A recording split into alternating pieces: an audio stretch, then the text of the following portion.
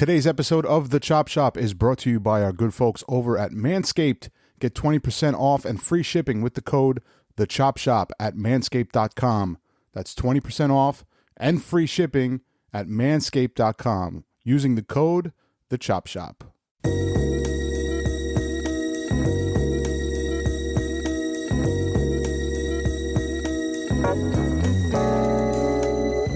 In the presence of greatness. Welcome to the Chop Shop. I'm Eddie James. Next to me is my brother from another mother. Fastest hands in all the tri-state. Damn it. DJ React. Yes, sir. What's up, man? What up, React? You? Listen, man. One of the greatest. We are in the presence of greatness right now. One of the greatest production teams ever. Dead ass. Patent our own sound that's gonna last forever. Straight out of Brooklyn. Right now we got the brothers Evil D and Mr. Walt, the Beatminerz. Yay. On the Chop Shop. My hosting What up? dark charcoal gray. show, That's fellas. me right there in the gray. That's me. Yo, man, we appreciate you on the show. Period. Like I said, we meet in these rooms, but a lot of stuff we clip for clips, and it's all good. But the audio's there, and we're lucky to have you, man. We are started off this year crazily. I know, man. I know. Yeah, First shouts Buck to Wild. Yeah, shouts to Buck. Shouts to Buck. Yeah, Shouts to Or Buck. shout out to Buck yeah, Wild. Buck. He was very generous. He was like, yo, I can see if I can get Mr. Walt and Evil D for y'all. I'm like, word, okay. I was like, yo, we'll call React. I was like, we on our way up, baby. To the top. We going to the top this year, man. We're gonna use your white privilege and my know-how, and man, thanks for coming, man. And I meant what I said about. That's no cap. Thank you. Greatest, one of the greatest production teams ever. Hands Thank you, down. man. I say Thank that you. because you guys patent the sound. It's very hard to do to patent the sound and have and honestly, you had one of the greatest runs in hip hop. And I know you're still doing it, but you know what I mean. The early '90s, man, when you came out those records, man, with Black Moon and you're part of the group, and just everything, all things, Duck Down. I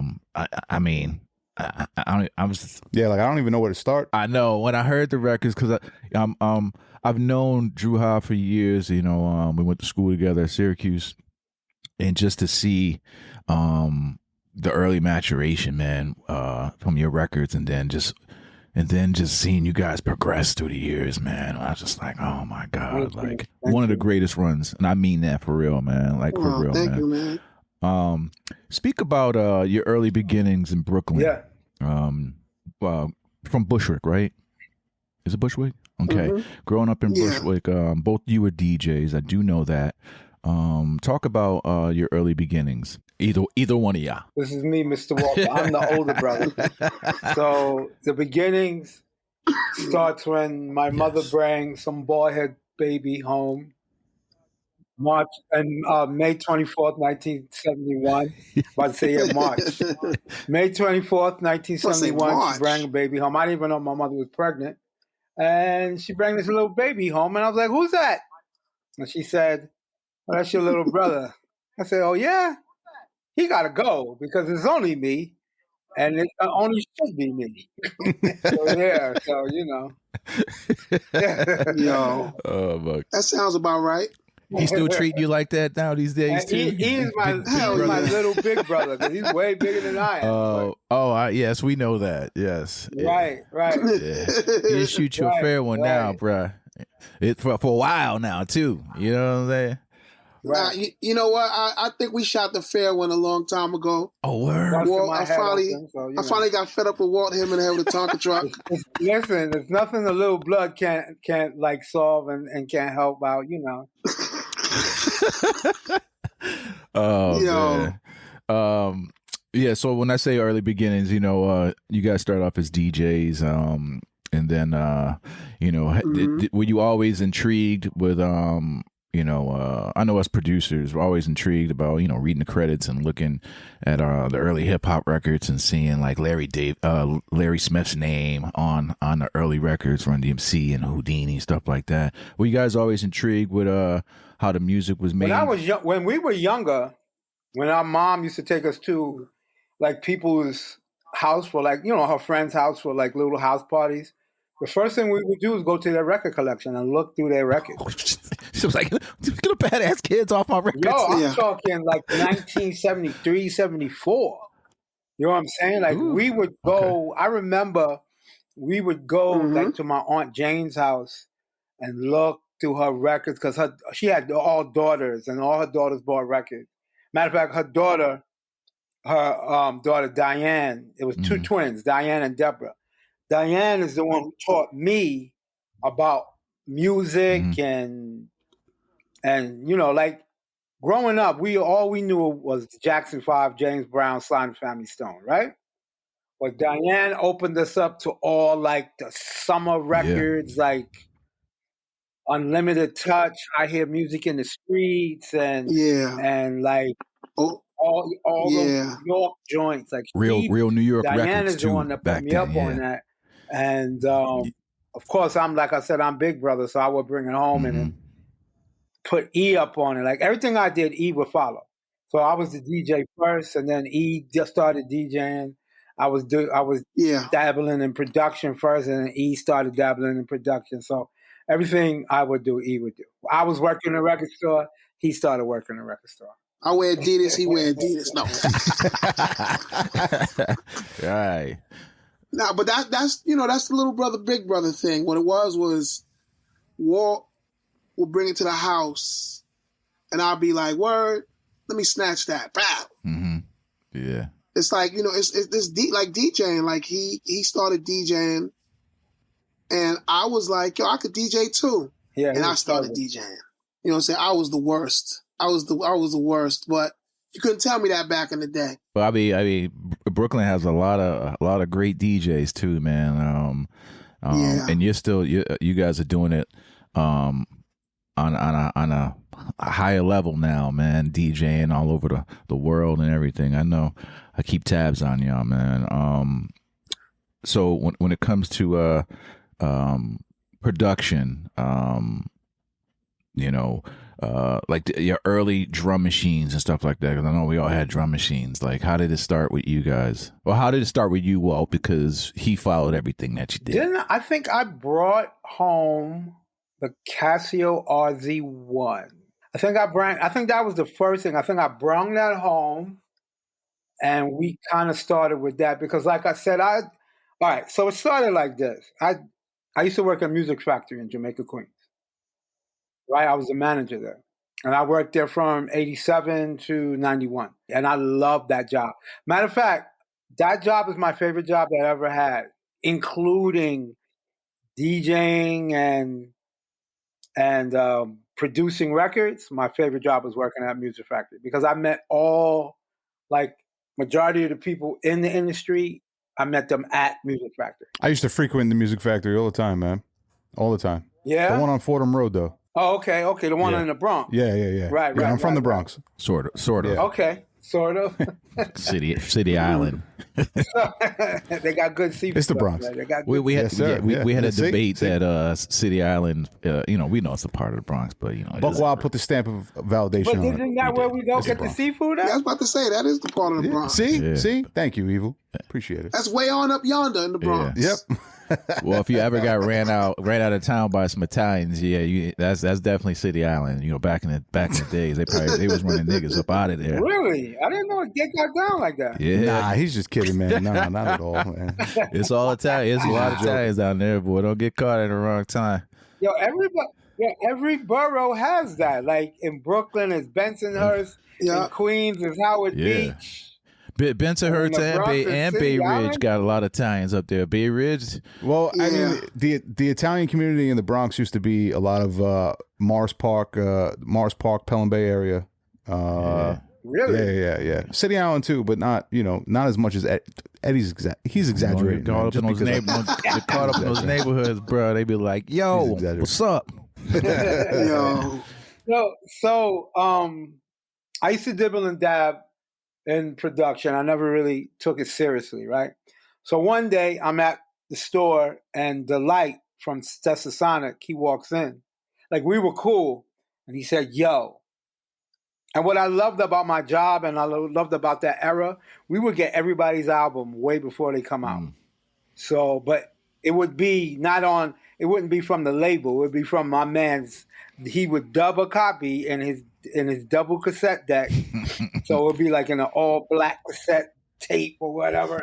So Delight walks in. He has an all black cassette tape, and he said, "Yo, Walt, you need to listen to this." So I said, "What?" He said, "Trust me, I'm telling you, this is going to change your life." I said, "All right." I popped the cassette tape, the cassette deck, the tape in, and it was "It Takes a Nation of Millions to Hold Us Back." Before it dropped, before it came out. Oh, when I heard that album, that shit changed my life, and I said, "Yo, this is what I want to do. I want to be a producer." Yeah, wow. And what's crazy about that is, from when I'm sorry. What's crazy about that is, like, were you onto the bombs? Because I was onto the Bomb Squad. Even the album before that was Uzi Weighs a Ton. The Yo Bum Rush Show album. He would tell you. Yeah, the Young Bucks Show. Yeah.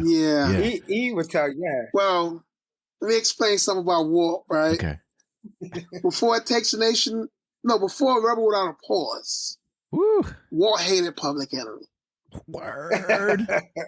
Yo, I liked Mind Over Matter, Mouth in Motion, that song. I like that song, and I like Time Bomb. Yo, Sophisticated Bitch was cool. My Uzi Weighs a Ton was dope. Uzi Weighs a Ton and Public Enemy #1. Like, listen to that blow. He didn't like Public Enemy #1. I hated Public Enemy #1. Yo, when I heard Public Enemy #1 on the radio, I was like, yo, I gotta find this record. Yeah, blow your head, right? And pause. I found 2 promo copies of the Takes a Nation to Millions album. Ooh.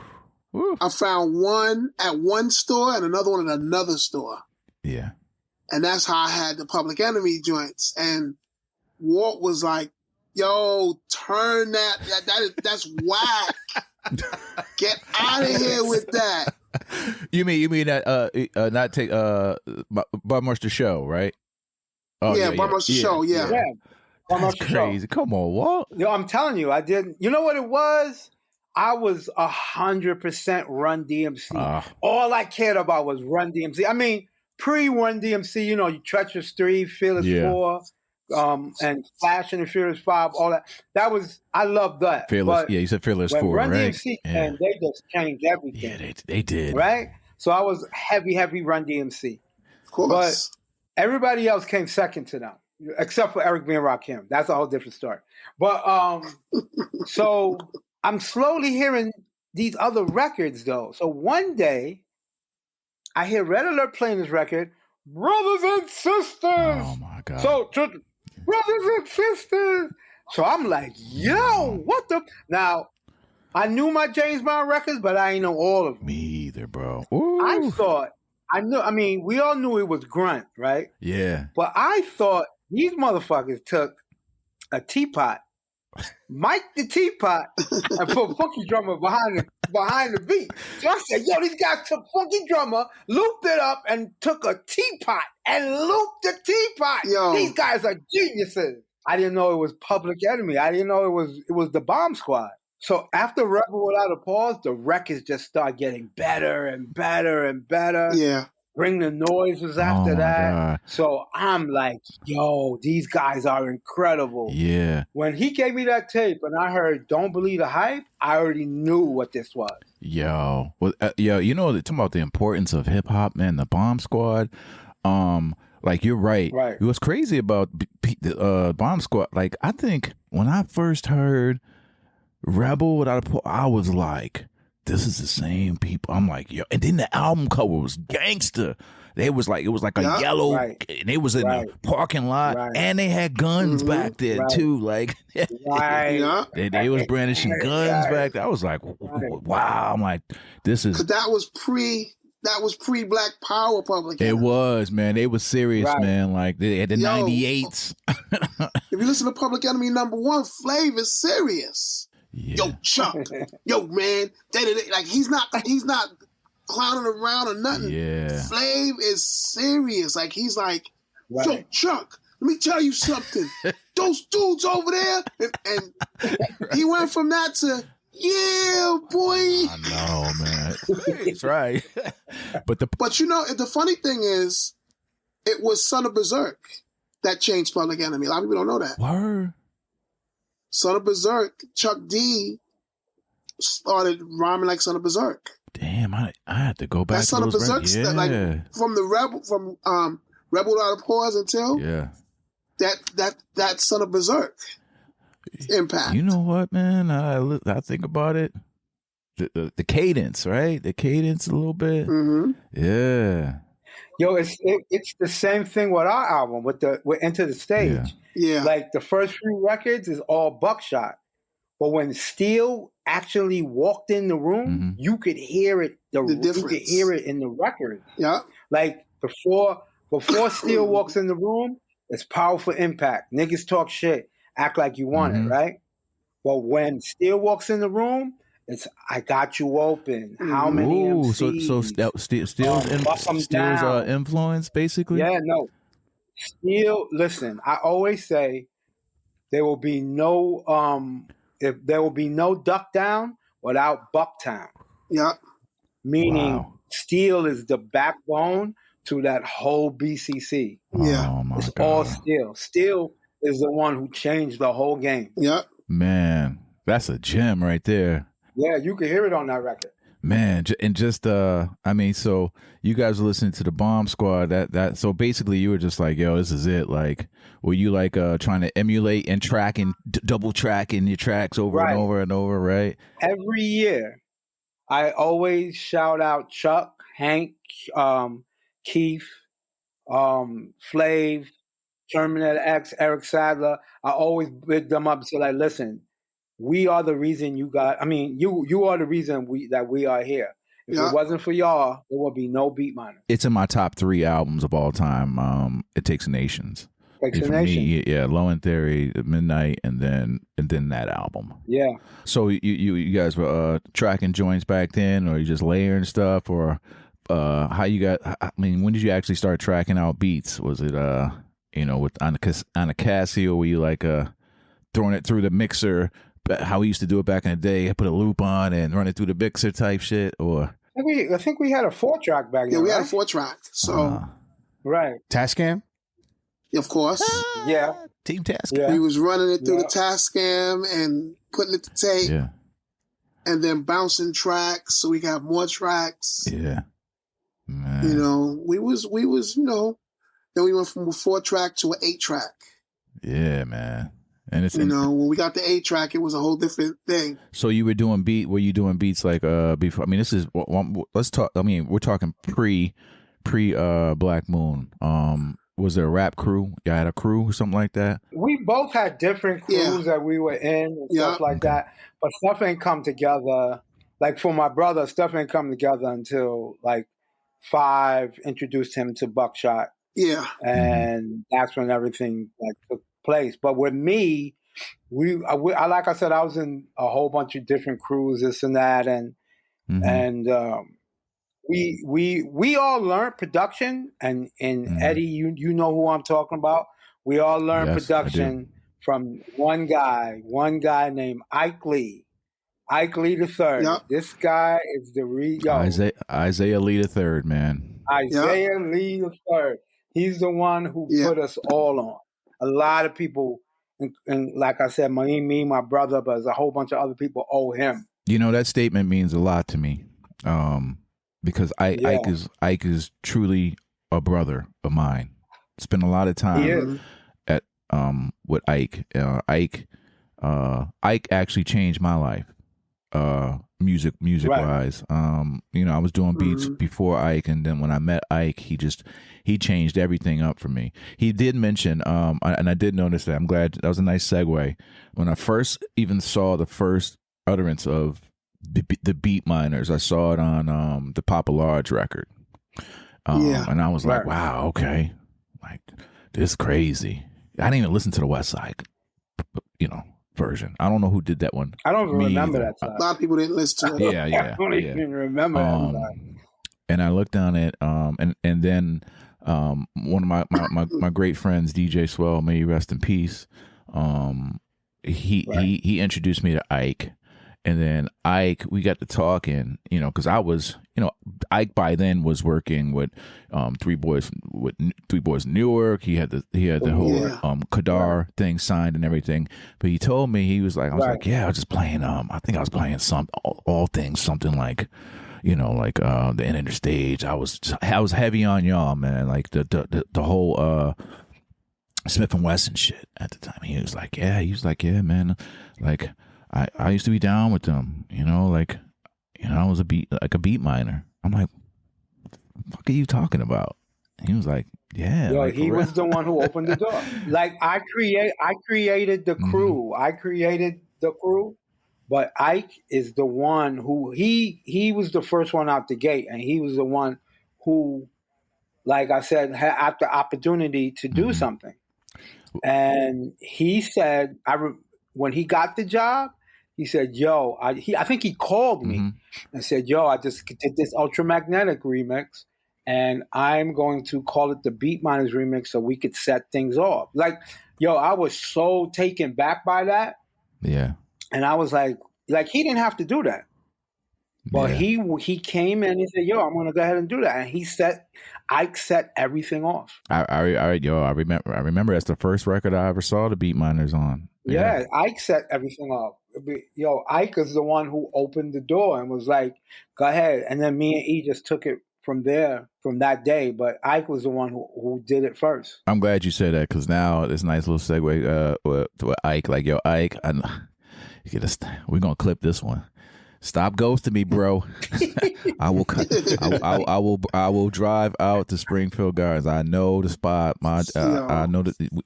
Come on, bro. Spending a lot of days there. I know you live, B. Yeah, you got to do it. He said he was gonna do a show a while ago, and then he just been ghosting me. So, shouts to Ike Lee. I got one of the dopest names too, the Beatminerz. Now you think about, like, you know, I was just like, at the time I wasn't really thinking about it. Like, I was just like, you know, because I was in the records, and I was like, oh shit, digging for records like Beatminerz. I was like, that's an ill name. Can I tell you another story? Yeah. That wasn't the original name of the producer of the crew, the production crew. Evil looked like he about to laugh. It's some crazy name. No, it's not even a crazy name. Our original name was Black Moon Productions. Yeah. Oh, that makes total sense. Right. That was our original name, was Black Moon Productions. Oh, that's fine. But that would have been a dope name too. Yeah, so obviously it's a dope name, shit. But for a production crew, like, yeah, it was Black Moon Productions. But then my man Everett, he was working with me at Music Factory. He at the time, me and him was working on a demo.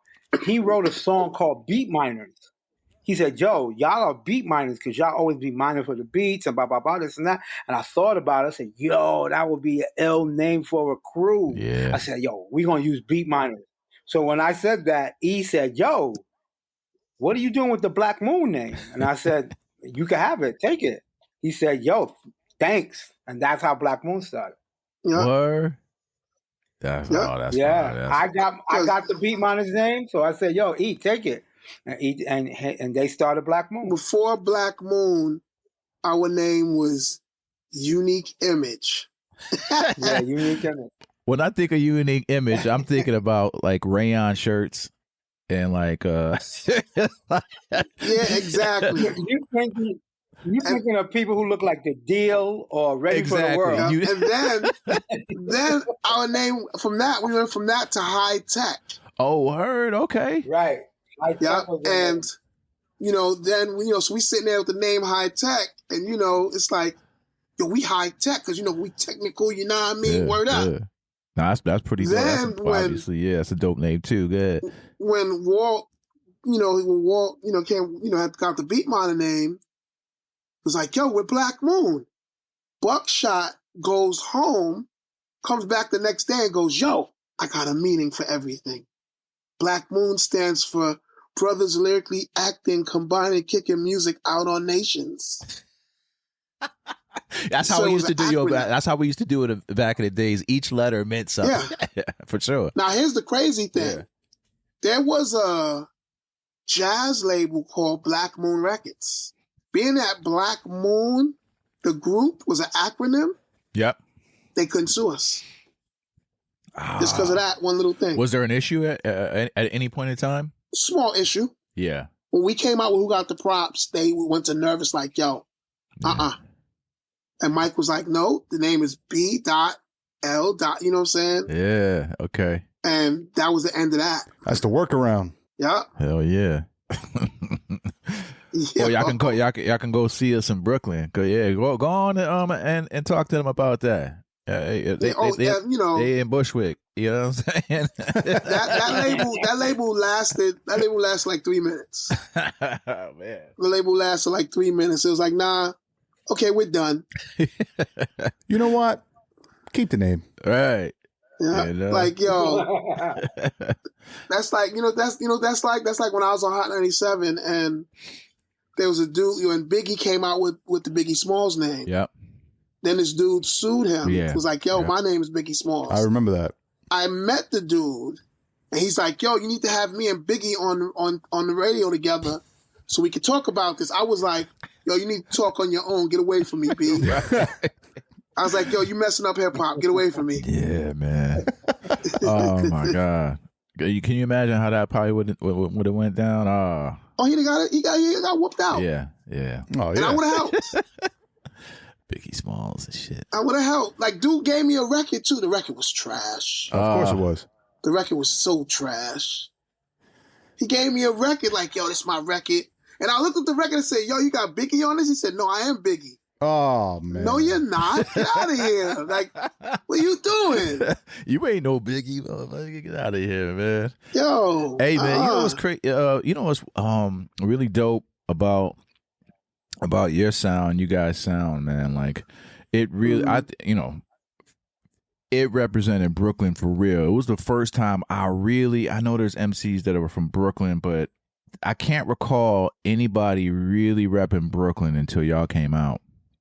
Outside of the, remember the record? I think it was the Cutmaster, whatever record, the Brooklyn. Cutmaster DC record. I remember that shit. But nobody, but just really talking about,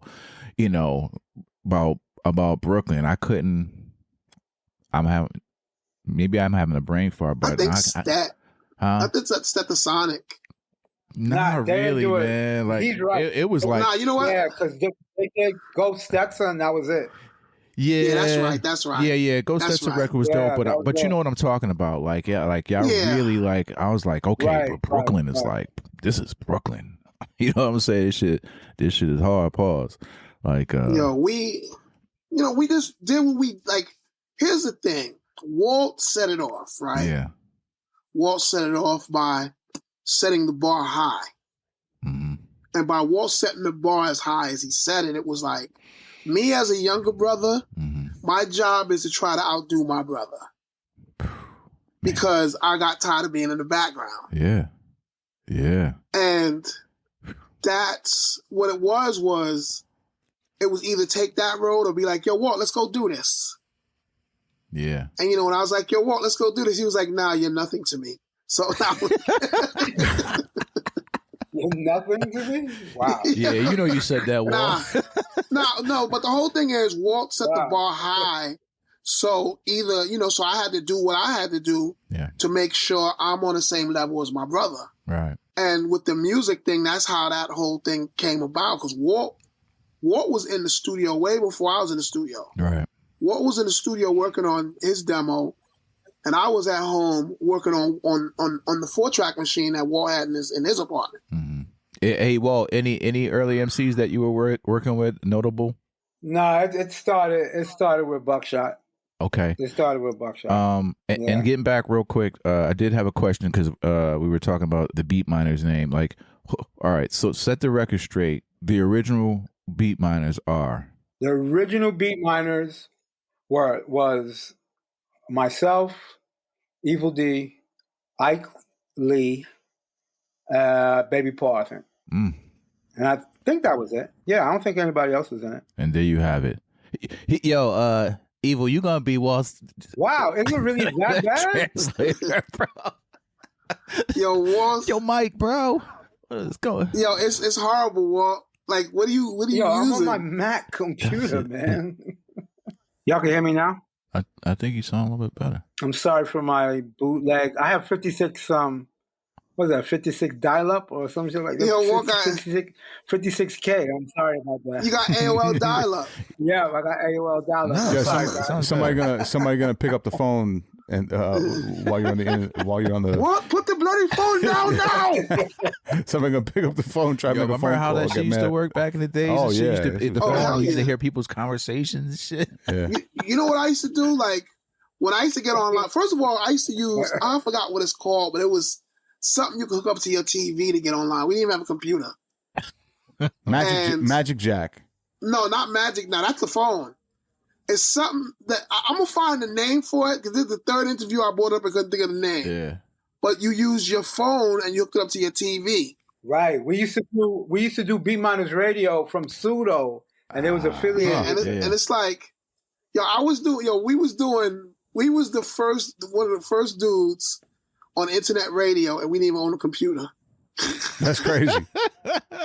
But we what I would do is I would wait till like 2-3 o'clock in the morning to go online because everybody would be asleep. Yeah. And I would be up all night looking at things. Yo, this is ill. This is bananas. And then in the morning time, I get up and be like, I gotta go to the studio. Oh my! And go to the studio, but that was back in the days where you didn't have to sleep. Yeah, man. Woo. You know, I had my time to surf the internet, then go DJ at a party, then go to the studio, and just repeat everything again. Yeah, man. Good old days. Not anymore. Nah. Let's talk all things Black Moon. Just a pivotal. Pivotal. Pivotal,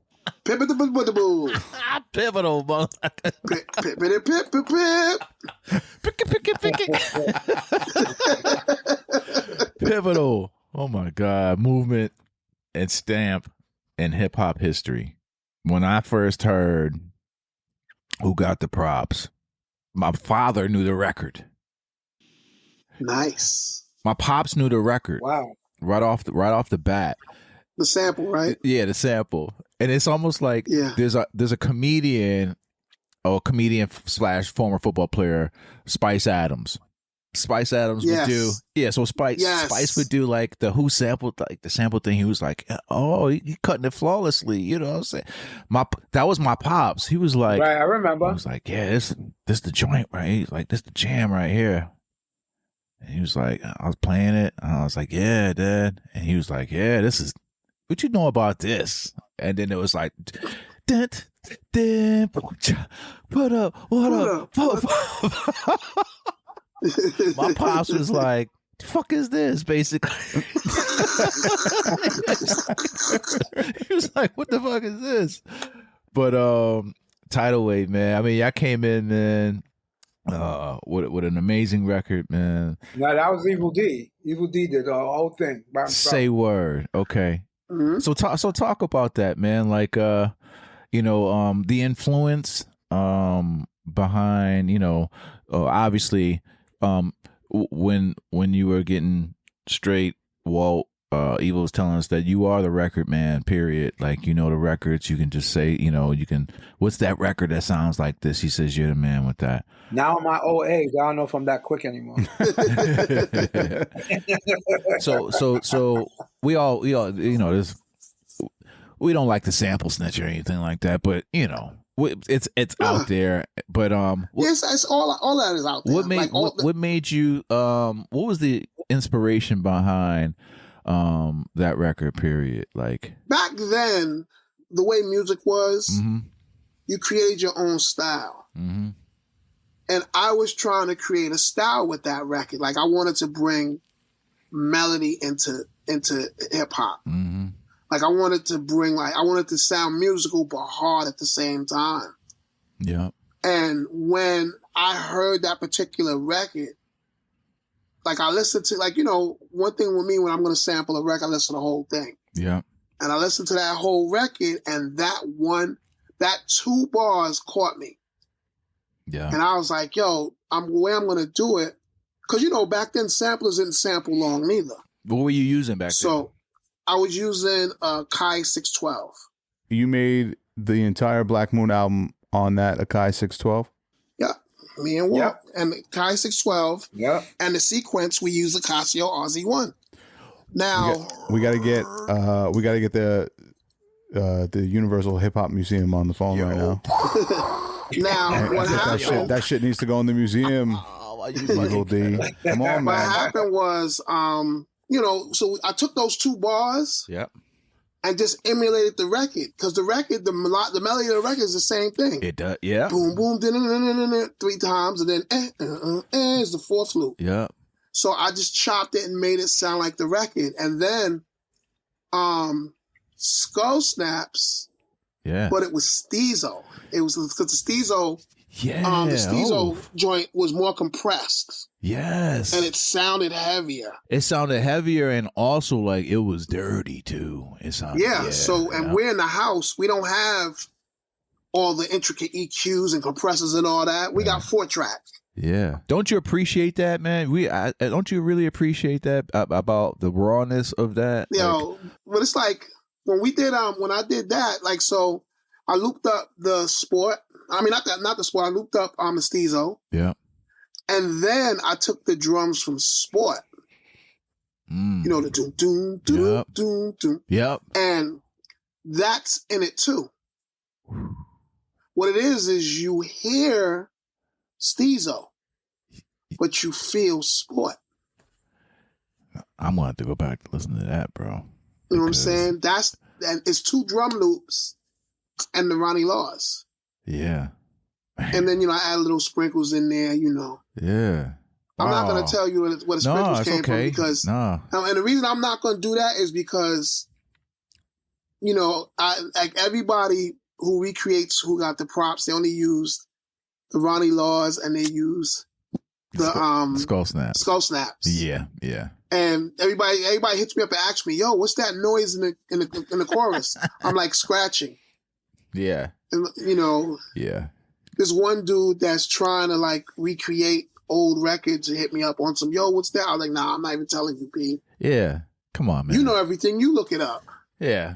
I every day I take a little YouTube moment, you know, just see what's going on. I love YouTube. So I take a little YouTube moment, but I'm getting sick and tired of these producers who didn't make the beat trying to tell people how the beat was made. Man. Dude, if you wasn't there, stop doing that. You know what I'm saying? It drives me absolutely crazy when I see remakes of records, and it's just like, man, come on, man. Like I don't want, like, my thing is, all right, you figure out the sample, I'm cool with that. Right. But for you to go remake somebody else, like, I'm not gonna go remake a world tour. I mean, a war tour. Right. I'm not gonna try to make Pharoah Monch, you know what I'm saying? Pharoah Monch's record over, or I'm, you know, nobody, like, yo, that's whack.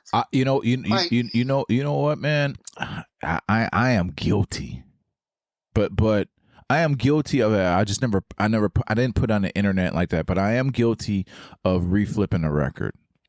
And no, you can do different. that. That's different. That's different. That's like okay. if you sample Ronnie Laws, right? Yo, I'm not Ronnie Laws. Right. I can't come to you. No, I did. Me and my cousin, we did a remake of we did a remake of. We spoke about it earlier, and I know it's blasphemous, but it came out really fucking dope. And I will never play. I'll probably play it for you guys off. It came out really dope. We did Rebel Without a Pause for real. My cousin Seth Marcel really, and my boy Ak, who was like the Flav voice.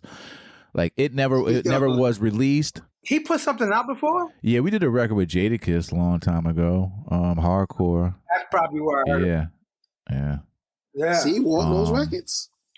It does. But what we're saying is this. All right, so you did Rebel Without a Pause. I right? did. I reflipped the record. I took all the original parts though. I didn't loop anything that I obviously we knew the records. So I did do it, but it was never released. But Seth was, and I came to him. I was just like, wow, this is when I found. You're not online going, this is how he put it together. No. That's like somebody remaking the beat. That's cool too. Yeah. But if you go online and you're telling people, this is how he did this, and this is how he flipped that. It is so. Because that's what Cats wants to do. Like Cats hit me up and they go, "Yo, what you use?" And I'm like, "I don't remember."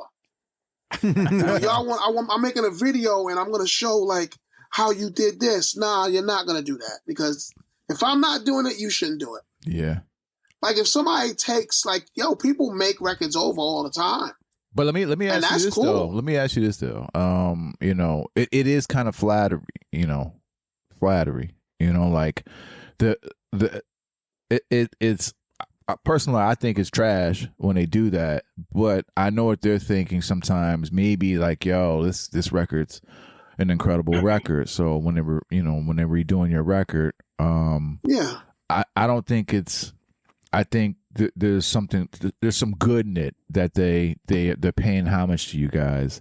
But who knows? I don't like when they do it anyway. Like, I look on YouTube and there's always like somebody trying to redo a Jay Dilla joint. I'm like, yo, man. Yeah. Oh man, come on, man. Like, damn. But everything is cool. All that is cool. But don't get on like a social platform and say, well, this is how they did it. This is the drums they use. That's where the problem starts. Like, you wasn't there when we made the beat. So how are you telling these people how we made the beat? Well, that's why we got the brother Lord Finesse who went on and just like, yo, all right, here's my SP or Easy Mo B was like Easy Mo B like came out and was just like, yo, all right, I'm just gonna dead all that. And Easy didn't even say anything. He put the camera on his SP and was just he would hit the flavor in your ear, hitting the button, hitting the buttons, scrolling through the SP12, and then he would put the camera over the play button and press play, and then that's it, and then just walk away. It all. So getting back to that record, like the impact of that record, it was a staple record, massive. It was a staple record, man. Did you know at the time, like when y'all first finished that and the lyrics came out, like it was gonna go? Like, first of all, let me take it back to this. Okay. So I made that beat, and it was just a beat. There was no lyrics to it. There was nothing. We did our demo, and we sent we dropped off the demo at different record labels, and every label told us go to hell. Word. And labels was disrespectful. Nah, this ain't it, kid. Don't believe him. Don't believe They him. was like, no, Cats was like, yo, this ain't it. Any A&Rs that y'all remember back then? Like, I know I got dissed hard at Chemistry. Oh, did Chemistry Records dissed us. But the only labels I didn't give give my demo to was Def Jam, Wild Pitch, and Profile Records. And the reason I didn't do that was because at these labels was my friends. At Profile, Funkmaster Flex was the A&R. That's right. I heard about that. At Def Jam, Bobito was the A&R. Yeah. And Wild Pitch, I knew Stu. I knew Stu Fine he used to come to our store to bring records to us. I used to work in a record store also. But you never played it for him? You just no. Oh man. Nah, I didn't want him to think I was using our friendship to get a record deal. Like, that's the type of person I am. Yeah. I'm the type of person, if you have a restaurant... But how about when you actually put the record out, what'd they say? Oh, it's He was like, yo, you should have gave it to me. But what ended up happening was, so we got the beat, the 4-track demo beat. Yeah. And there was a dude, Walt's friend, Kasham, God rest. Mm-hmm. He had, what he had, a sidekick, Walt? Wait. Kasham didn't die? What the hell are you talking about, God rest? No, yes he did. No, he didn't. You sure? I'm positive. Yo, well, never mind. I'll take that back then. I must have mixed him up with somebody else, but I know who I mixed him up. I know who I mixed him up with. My bad. So mixing him up with Sham. Yeah, that's what I did. That's what I did just now. My bad. So damn, I almost, man, listen, take that back. Erase that. But anyway, Kasham comes to the crib with his truck, and he has a System of Death. And we're about to go to the Philly Greek Fest. And we're driving. He went to go pick something up, and we're driving around, and I put the tape of the Who Got the Props beat in the tape deck. We're going down DeKalb Avenue in Brooklyn.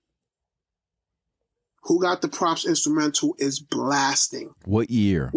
This was 1991. Two. No, it was 91, Walt. It was the summer of 92. We was going to Greek Fest in 92. Stunts Blunt. Yeah, you're right. 92. Right. So we get downtown, and we get down to we're going down DeKalb. Who Got the Props beat is blasting. And I look out me and Shan look out the window, and we see Spike Lee outside sweeping in front of 40 Acres in a mule. And Spike Lee starts nodding his head. And he looks at the car and gives a thumbs up. And I said, yo, this is going to be it right here. That's when I knew that beat was it. Oh, but we didn't get the record. We didn't get the Black Moon record deal from Who Got the Props. We had a song called Feminine Hood that we got signed for. Crazy name. One day we will release this record too, because I still got the tape. You said we had this Feminine Hood? There's a record called Feminine Hood we made. Okay. Now, what happened to Feminine Hood is this. So Walt, who's friends with everybody, at the time, Walt knew everybody in the industry. So we was in Manhattan. I think we were walking to Battery. I don't remember, but we was going somewhere, and we bumped into Lawrence Professor. Yo, what's up? Yo, what up? Walt's like, yo, so Paul, what you working on? He said, yo, I was just in the studio with Apache, God rest. Yeah, Apache. That was my homie, yeah. He's in the studio with Apache, and Apache has this new record coming out called Gangsta Bit. And he said it's about female gangsters and this and that, and I'm sitting there like, no, that's what we're gonna do. So that makes sense, yeah. When we got home, I called Buck's crib because we didn't have cell phones back then. Yeah. I called Buck's crib and I'm like, yo, Buck, you're not gonna believe this, yo. Yeah. And Buck was like, yo, we gotta think of something. Buck calls me back and he's like, yo, E, remember that beat, the freestyle beat you made? Because that's what he used to do to Who Got the Props beat. He used to freestyle to it. Yeah. He said, yo, I want to write something to that. I was like, yo, do it. And, Who Got the Props was born. And Who Got the Props, we swapped Feminine Hood for Who Got the Props. Yo, I'm getting goosebumps just thinking about I was there. When all the record labels that we went to that told us no heard Who Got the Props, they was like, yo. And what I did was I messed them up, because what I did to them, I was like, yeah, that was on the tape. That was on the tape. But that was on the tape. I passed on that.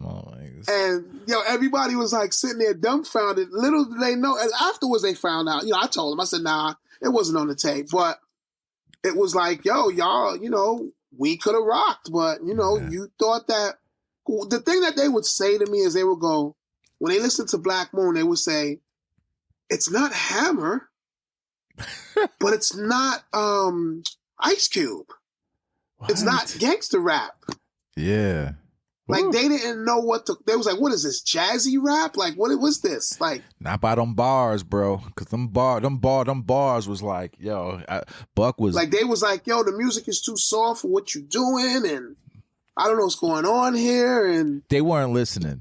Because, no, they wasn't. Yeah, I mean, because I mean, come on, right out the back, right out the back, man, right out. I had one A&R tell me it was straight trash. On our demo was Act Like You Want It, Powerful Impact, and Feminine Hood, and another record I can't remember. Please, I mean, like the original version of Got You Open. What the? Nah, Walt did I Got You Open. Woo. We did I Got You Open. Actually, we recorded that in the studio. Oh, I love that record. Like, the 4-track version of Who Got the Props and the 4-track, like, I wish I could find those. They probably down here somewhere. That wasn't the first thing I did, though. The first thing I did was the B-side there, Who Got the Props. Yeah, Fuck It Up, yeah. I produced that. Ooh. Yeah. And then when we started working on the album, the first song I ever did was Make Money. Yep. On Into the Stage. And then I did I Got You Open. Yo, when Walt came when I Got You Open, it was like, yo, this is ill. It's crazy. Like that the way that shit just yo. The crazy story about that was Baby Paul, he had it on a demo. Like he had the beat, like the loop with different drums and different sounds on it. And I said, yo, that sounds crazy. What you doing with that? He said, nothing. I said, your man is rhyming on there? Your man sound trash. Yo, let me get that loop. He said, really? I said, yeah, let me get it. He gave it to me. I put the drums behind there. I put the sounds in there, and I just went with it. Oh, my God. I said, yo, your man sounds like hot garbage. Let me get that. That demo sounded but we can't say that demo sounded weak. Yeah. So you can't say midget? What kind of world do we live in? You can say dumpster. That shit was trash with the juices. You know, the hot like the incinerator, like the truck trash with the juices that trail on the side as they drive off. Horrific. This whole album, it changed some things for me because when I was producing, my shit was like super clean. It was like, like I was, some tip shit back then, like I had it. I told me and Walt had a conversation. I was like, my first, when I really started doing music, the first machine I had was the MPC-60, so it was super clean. And Sam Sever taught me how to use my shit. Sam Sever. And my shit was like super clean. So when y'all came out with y'all shit, it was just like, I'm like, man, this shit is just, it's gritty, but the samples is like lush. And like niggas talk shit was my shit too. Cause with the filters, what'd you use for the filters back then? First of all, we started with the 612 filter. Which is the 950 filter. Okay, yes. Yeah. Because the 612 is the same as the 950, except the 612, you can sample one sample at a time. Oh, okay. So, yeah, the same machine. Yeah. It's just you only can sample, like, with the 950, you can sample 8 different samples. Yes. Yeah. This one, you only can sample 1. I didn't even use it like that either. I would have cut myself short. Like, I could tell you, man. Like, he's a genius when it comes to wizarding through gear and stuff like that. Do you guys still use your stuff the same way? Are you, in other words, like me, like primitive still? I mean, I just keep it simple. Like, I don't really. We use new equipment. We use Walt has the MPC X. Ah, okay. And he used the MPC X or the MPC 1, depending upon where he's at and what he's doing. Mm-hmm. How about yourself? I use the MPC Renaissance, or when I'm traveling, the MPC Studio, and I use Ableton. Okay. Like, and you know, like, here's the thing. It's not, what people have to understand is not the machine, it's the person. Oh, yeah, no. Because the way I use Ableton and the way I use the Ren and the way Walt uses the X or the One or the, you know, whatever we're using, we still manipulate our music the way we did back then. Like, now I can use my Renaissance and I could bring plugins in. Yeah. So the same plugins I used on Enter the Stage, I have in my Pro Tools. How do you balance like really staying true to like your roots while like also embracing like, you know, the newer technology? Did your musical style change, or is it still, you know, the same? Like, my thing is this: a lot of the new records of today, like, I can't vibe with it because it's not my thing. Right. You know, I'm not gonna say, oh, blah blah blah is whack, this one's whack. Nah, that's not what it's about. Yeah.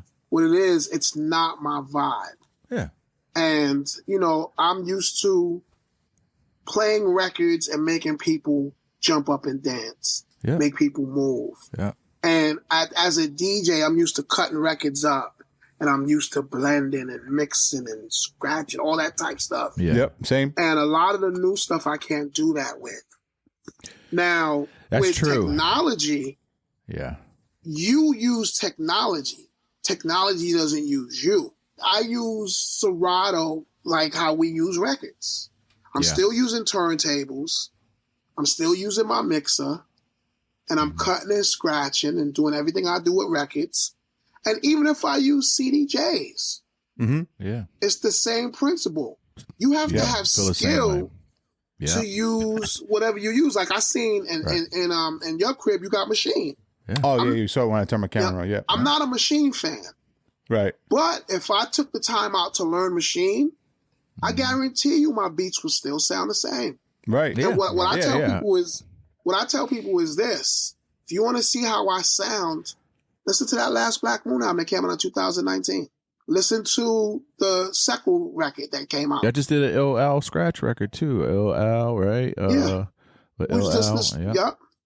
And it's like, you know, we have a record that slipped under the radar during the pandemic called The Mecca. And that's featuring Nas, Dave East, Remy Ma. Oh, shit. You know what I'm saying? Nas, Dave East, Remy Ma, Styles P, and Ghostface, and Rodimus Prime. It's from the movie, the Netflix movie, the 40-year-old version. Not Virgin, version. Why the fuck did I not hear this record? Yo, you know, like we're in a time where it's fast, runs fast. So yeah, what happens is we miss a lot of stuff because right. Yeah. It's like back in the days, that record would still be getting played now. But being that with technology and everything, it's like everything goes by. Like someone will put an album out, and the album will last a week. Right. There should be no reason a Nas album should last a week. That's crazy. I know, man. I know. You know, but that's what it is. You know what record I still play to this day that people want to punch the next person in the face when they hear it? I know. Which one? Yeah. That's Walt right there. Walt did that. Oh my God. Oh my God. Oh my God. That's Walt. That's all Walt. Just the swing and the bounce is crazy alone. Yeah, just like the thing is. But the crazy thing is now, we talk about there's a whole generation of beat makers that got to still use the bounce like that. They still doing it. It's just not mainstream anymore. But there are a ton of like talented artists and beat makers, man, that got that bounce still like that, man. Like that, like I said, y'all records gonna just live. They're gonna live forever. B, how did it all come together with Nervous? How'd you meet Drew? That's the question. All right, so this is how we got our record deal. there was a party for this DJ. I can't remember the DJ's name, but he was on. Back in the day, we had it was Saturday night lineup on 105.9, which was the Awesome 2, then the Dirty Dozen, then DNA Hank Love, and then it'll be the Awesome 2 again. Yeah. I think it was either DNA or Hank Love's birthday party. Buck hooked it up for us to perform at the party. Mm-hmm. We get to the party, nobody's there. It was like maybe about 30 people there. And we was like, yo, we gonna perform anyway. Yeah. So we get on stage and I'm doing my DJ routine. Cause back then I used to do the ill. I was cutting up, I think either Welcome to the Terror Dome or 900 number, one of them records. And Chuck Chill Out goes, yo, I love the way, I like how you doing that. I might want you to DJ on my show. And I'm like, nah, I'm here with my group. And he's like, group? And so I said, yeah, we're about to perform right now. Like, I'm doing my show. You're like talking to me when I'm doing my show. And so Chuck backs off, and Buck comes out, Five comes out, and we go into Fuck It Up, something else. No, Fuck It Up, Feminine Hood, and then we would exit the stage to the Who Got the Props beat, and Buck would just freestyle. Ooh. So we do that, and Chuck Child is like, yo, I got this deal with this label, Nervous Records. And I'm like, Nervous, the house label? Because I remember I used to do retail. And we didn't take our demo to Nervous because Nervous is a house label. He's like, yo, I'm over at Nervous right now. You guys need to come over to Nervous. And so Chuck gives us his card. And what we do is we go and we shopped our record to everybody. And that's when we got the whole nah, chill. This is whack. And, this is corny. And finally, we decided to call Chuck. Yeah. We called Chuck on the phone. Chuck is like, yo, come by Friday. We go have a meeting with Michael Weiss. And we perform. And Mike is looking at us like, yeah, okay, this is cool. And Gladys Pizarro is the woman that her and Mike basically created the New York house scene. Mm-hmm. Kenny Dope, Todd Terry, Louis Vega, Autumn. They put all of them on. Gladys did. And Gladys hears us performing, sticks her head in this door and goes, yo, Mike, I don't know what's going on, but you need to sign them because they're dope. And that's how we got our deal. That's crazy, man. Like Gladys's co-sign is how we got our deal. Wasn't Mad Lion, wasn't Shoot to Kill on Nervous Records too? Yeah, but that was after us. Yeah, but that was after you guys. That was after. Yeah, before us, there was no hip-hop on Nervous Records. Nah, you were the first. You guys were the first artists on Nervous Records. Absolutely. First hip-hop artists. Mike would sign a hip-hop artist, put them on Sam Records, and they would get lost in the shuffle because niggas would be like, Sam Records, get this out of here. But when we came out, Mike was like, yo, he made it up. He kind of believed in us at first, and he put us on. He was like, yo, y'all gonna be the first rap group on Nervous. Wow. And when he did that, what ended up happening was the house DJs, like Nervous had such an impact, and they still do, an impact in the house market where people was just buying Nervous records, whatever it was. They would buy just bought it. They didn't care. They knew it was hot. Yeah.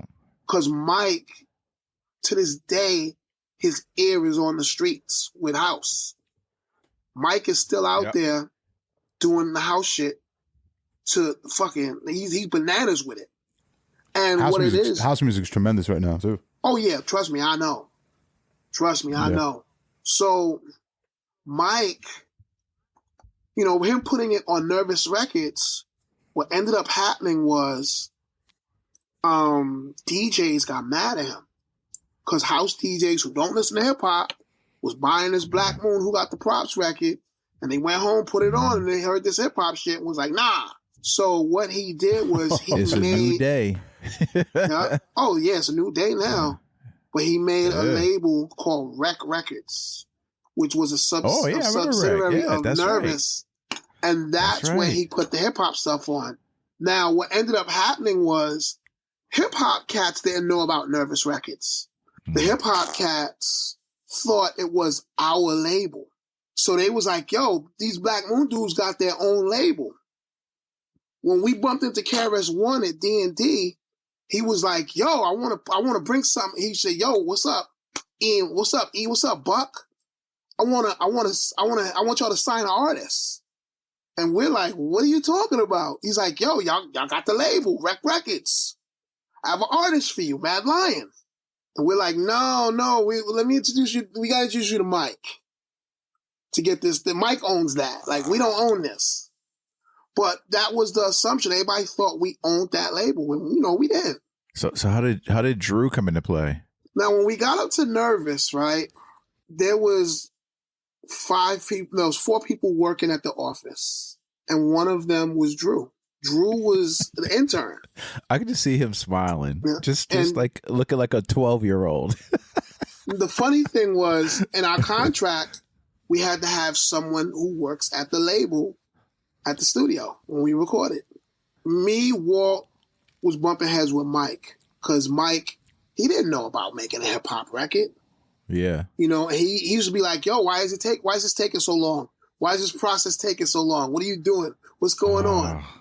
And one day he said, yo, CNC Music Factory don't take this long making a record. Oh, yo, you know, funny you just said that, because I was gonna joke around and say, like, why isn't that sounding like Bust a Move? You know what I'm saying? But go ahead, yeah. And Freedom Williams is my friend, so it's no disrespect to Freedom. Yeah. But I was like, yo, we ain't no damn CNC Music Factory. We making hip hop. They making dance music, son. And I said they making dance music with a rapper on it. Right. And then Walt went in, and that was the end of Mike coming to the studio. But he was still on some, somebody from the label has to be there. And we was like, yo, we'll take this guy right here. And, Drew. Yeah. Drew was the guy. But Drew had a knowledge of hip hop. Like, as we got to know Drew, it was like, yo, this dude is mad cool. Now, and he was an intern at that time, correct? Yeah. Now, what ended up happening with Drew and how everything formed, we had an incident with Chuck Chillout. You know what I'm saying? I'm not going to get into specifics because, Yeah. I don't want to throw Chuck under the bridge. Yeah. So we had an incident with Chuck. We fired Chuck from being our manager. Okay. Oh, I didn't know he was managing you yet. Well, yeah, Chuck was after he hooked us up with the deal. He was like, we put him on as the manager. Okay. Now, what happened was when Chuck dropped the ball, we were supposed to go to Philly to do a promo run. We were supposed to go to Philly for a weekend to do a promo run. Yeah. We was like, yo, we're not going to be able to do this promo run. And Drew was like, yo, we could do it. But I gotta go to White Plains and get my mother's car. And Drew went all the way back home, got his mother's car, and drove us to Philly to do the promo shit. As we was driving back, Buck and Drew are in the front seat. I'm knocked out, and Five is knocked out in the back seats. Yeah. By the time we wake up, Duck Down Management was born. Oh, man.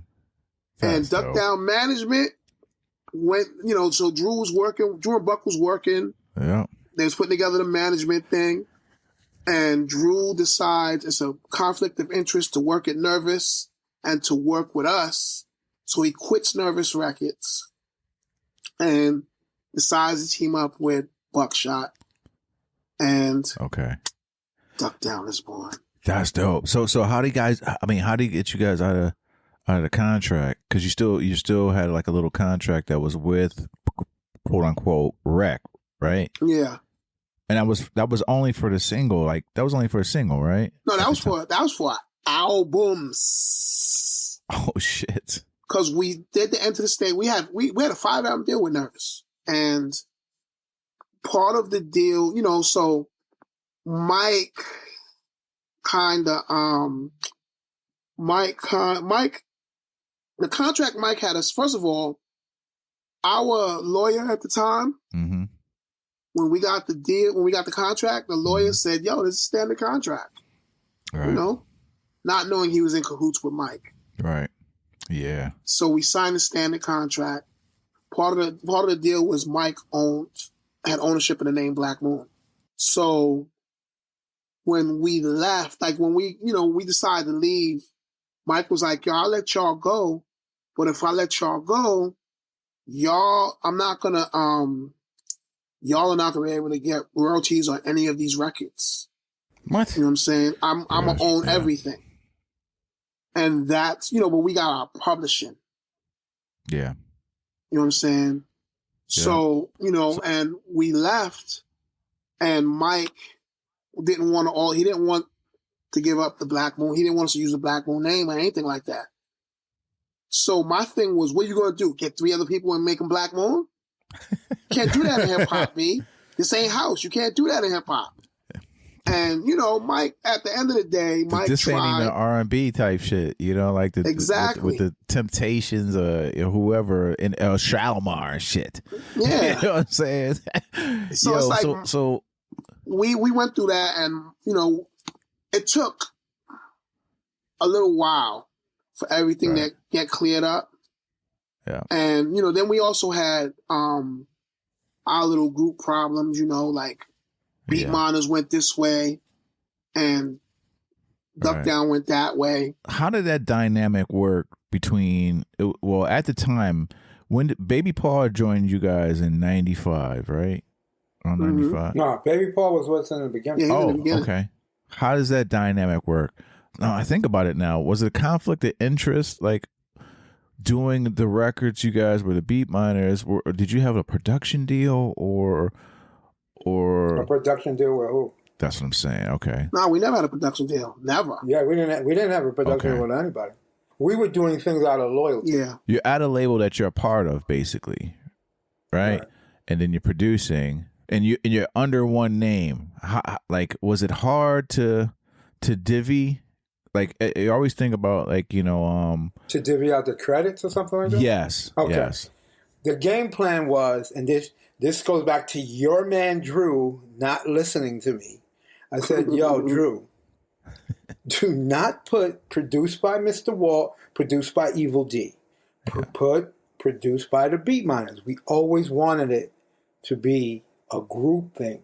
Yeah. First, it was Michael Weiss that did the fuck ups first, so it was him first, right? Mm-hmm. But then when it switched over to Duck Down, it was like, listen, we want it to be all produced by the Beatminerz. They still kept, Mr. Walt did this, Evil D did that, blah, blah, blah. I didn't want that. Right. We were a unit. We wanted to go in as a unit. We didn't want you to do no fucking Chris Blackwell shit where he did the Bob Marley and the Wailers. Oh, you're Bob Marley. You're the star. These guys are the background dudes. Like, no, everybody was equal. You know what I'm saying? That's the way we wanted it. But it went in one ear and out the other with all of these guys. Eventually, they got it, like way down the road. They got it. Did that make things difficult between you guys? There was nothing between me and my brother. You know what I'm saying? Because everywhere I went, my brother went with me. Right. You know what I'm saying? Yeah. Now, the whole thing about the other Beatminerz, Baby Paul, Ike had already left. Yeah. Baby Paul, Chocolate Tie, and Rich Black. What it was the thing was, y'all could use the name Beatminerz. We're a group, but you guys got to get your own work. I can't get the work for you. Right. You know what I'm saying? I'm trying to get work for me and my brother because we're the ones that everybody's seeing. But me and E were always going, yo, there's 3 other members. Yeah. And one thing I used to always tell Baby Paul, because Baby Paul, out of the three, he was the one that was working more. But I kept saying to him, I said, Paul, when you get that record that's bubbling, you got to go to these A&Rs and tell these A&Rs who you are. Don't sit home just because The Shining is like a well-received album and everybody's buying this record. Don't think the A&Rs are going to track you down. No, you got to let them know who you are. And you also have to create your own sound. You're sounding like someone else. Like whoever the hot producer was at the moment, you're sounding like him. You have to create your own sound. Like, even though it's me and E doing the group thing, Beatminerz, I have a different sound than E. Yeah. You know what I'm saying? Like when people, like Premier, he can always say, yo, I can always tell when Walt does a beat and I can always tell when E does a beat. Because Walt's beat has a different bounce to it than E's. You know what I'm saying? And stuff like that. But we still had, our sound was a little similar. Baby Paul, I wanted him to do his own thing. But he never did it. You know what I'm saying? He just he fell in line with you guys. Right. And then what he wanted to do was, what he did was, whenever he had a record that was bubbling, he waited for the phone to ring, but the phone never rung. Yeah. You know what I'm saying? The phone never rung. And I kept telling him, you got to let these people know who you are. Chocolate Tie, he was working at 9X. It wasn't even Verizon at the time. It was 9X. He was working at 9X. No, Bell Atlantic. It was 9X and then Bell Atlantic, then Verizon. Every time I hear a 9X, I think about the Chubb Rock shit. Yo. With 9X. Girls clock me like Timex. I mean, like postage cards. Right.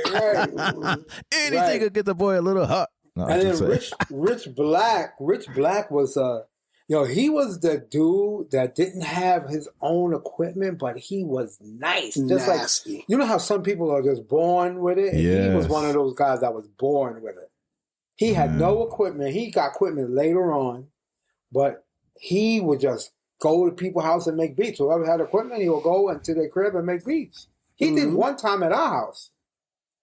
Oh, he did one time? Ooh. He did one time. All I did in one time was add like the Spoonie G, one for the, and I think that was it. Everything else, and he added everything else. He did that. That record was crazy. Yeah, Rich Black did that. There's so, like I said, there was so many crazy records, right, React? Right. Like there was the Smiff, the Shining record was crazy. Right. It was crazy. Right. Like it went from... immediately went from Into the Stage into The Shining. And The Shining, those beats on The Shining, bro. Bucktown. All right, so E did the beat for Bucktown. But every time we went to record it, he would get sick and I would have to mix it for him. So when we did the demo, we did the 4-track demo downstairs. He got sick, I had to mix it. To give to Nervous, right? Yeah.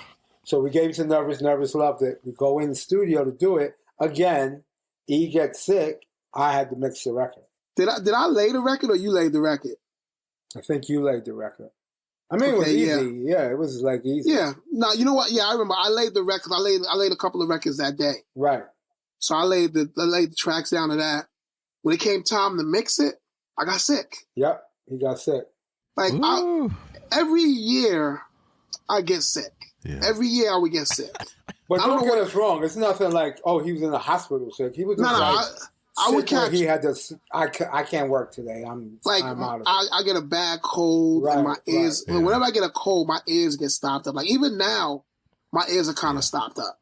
And he's coughing. And he's coughing like he smokes 10 packs of cigarettes a day. But that's a different story. No. I'm coughing because it's a dry cough going around. Yeah. I don't know what that is, but I've been coughing like this for a second. I took 2 COVID tests so far. 2? Yeah. Huh? 2 COVID tests. Like COVID is a style. Yo, it kind of is right now. Yeah. Hey, so man, you did the Bucktown record, right? Talking about gritty. Yo, that's another record that Walt had sitting in his room, and I said, "What's this?" No. The real truth is, Baby Paul had the record, and I used to hate borrowing records from people. So if I would listen to your records, and if I would hear something, I would put it on cassette, and then like take it home and maybe fuck with it later or whatever. He heard the cassette and he heard that part, and he put everything together. Yeah. You said, let me hurry up and that's fire. I hated borrowing records because and React. If you lend records out, you're never going to get them back. Right. Never. So I just hated lending records out, and I hate borrowing records. Yo. So I just said I should go to, like, Paul would come to the house with a bunch of records. One thing about Baby Paul, he would walk around with records, just walking around with, where you going? Oh, I'm just walking around with records. Like, what the hell? Yo. Well, and then what he would do is he would be like, yo, so let me, this right here, let me play this for you.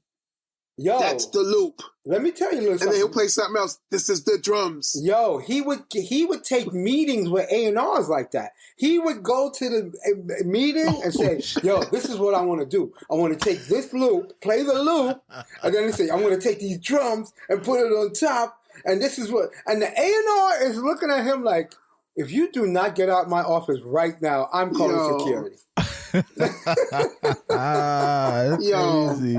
Like he did that with y'all, like sitting in the room, or Recognize. He did Recognize, the original Recognize.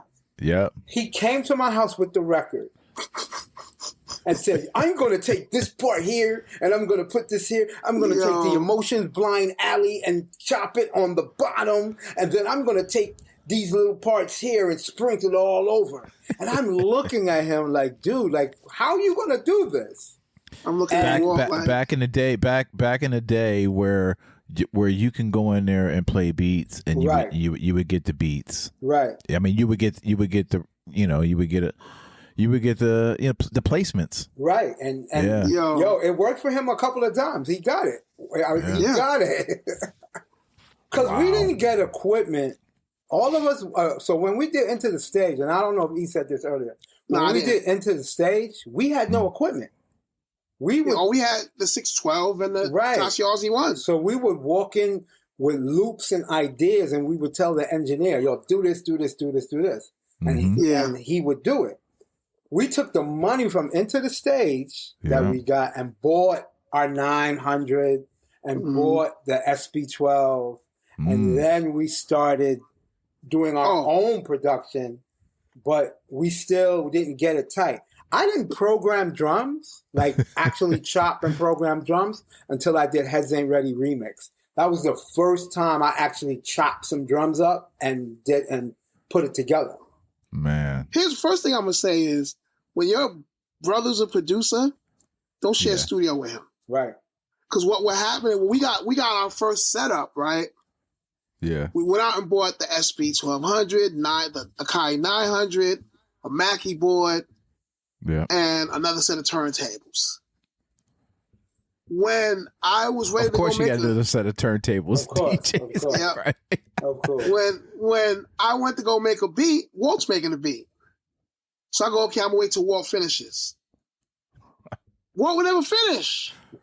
So it got to the point, I was like, you know what? You take that studio. I'm buying my own studio. And I went out and bought another set because I was like, you know what, Walt, you couldn't get mad because he was doing the damn thing. Yeah. So it's like, yo, I went out and bought my own. But you're sitting there waiting around like, man. Yeah. Like... And I was like, I can't do this. But plus the equipment was in my apartment. Yeah, the equipment was in his apartment. After a while, I'm shutting it down. Like, okay, I gotta, I'm tired. I'm going to sleep. I got you. Yeah. So I got this big brother, right. Yeah. Put the headphones on, knowing that you can't really do some beats with some headphones on and shit, right? Right. But what also came from that is I developed a thing where no matter what's going on around me, I can make beats anywhere. Like I could make beats I could be anywhere and make a beat. And what would happen was we'd be in the studio, Walt would be mixing a record. Yeah. And I'm in the corner making another beat. In the headphones. You're in the moment with all this greatness. You got Buck, who is clearly the leader. Like, at least I thought, you know, you guys pay homage to, you said that once Steel came, you know, sort of changed like shit up. But I've always looked at Buck as being the leader, like, so to speak. He was the general. That's just me outside looking in. Then you have one of the illest MCs ever in your presence, in Sean Price at the time with Helter Skelter. Did you see it back then? Like, he was always nice. Yeah, he was shy about it. Yeah, he wasn't that shy. He wasn't shy. He was what it was he was in Rock Shadow. Let me tell you something. Let me tell you a story. One time, because like I said, before I did music, before I did the production, I met all my friends in Music Factory, right? Yep. So one day, Pasta News comes to see me at D&D, right? And I introduced him to Sean. Guess what Sean said to him? I said, yo, Paz, this is my man, Ruck, Paz. You know what Sean said to him? Yo, I'm nice, son. Yo, I'm nice. I'm nice on this mic, son. No hello, no hey, what's up? Yo, it's a pleasure meeting you. De La Soul is dead. I love it. 3 feet high and rising. I love it. Yo, son, I'm nice, son. I'm nice, son. I'm nice on this mic, son. What?